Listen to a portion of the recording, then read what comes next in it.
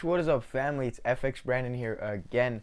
Now, in this video, I wanted to do a case study on a 3-to-1 we just caught yesterday. I know I haven't done a case study in a minute, and it's going to be really interesting so you guys can kind of get more familiar with how it is I trade and all of that.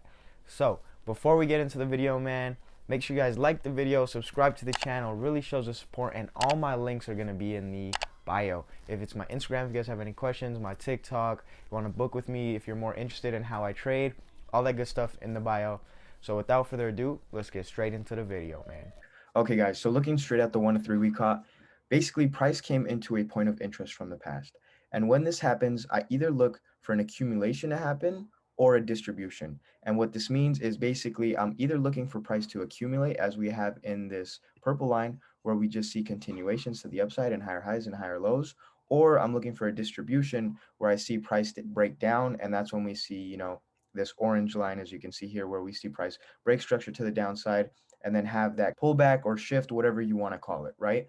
And as you can see, when we came into this area, I was still bullish because price never broke, structure to the downside, and there's no reason for me to assume bearishness when overall price is still bullish. So going straight into lower time frames, as you can see, I'll dive into the 5-minute. We came into another point of interest, and then as you can see, I identified my accumulations. I had my entries, my stop losses in appropriate areas, and as you can see, we almost got stopped out, but we didn't because our price was still in an appropriate area.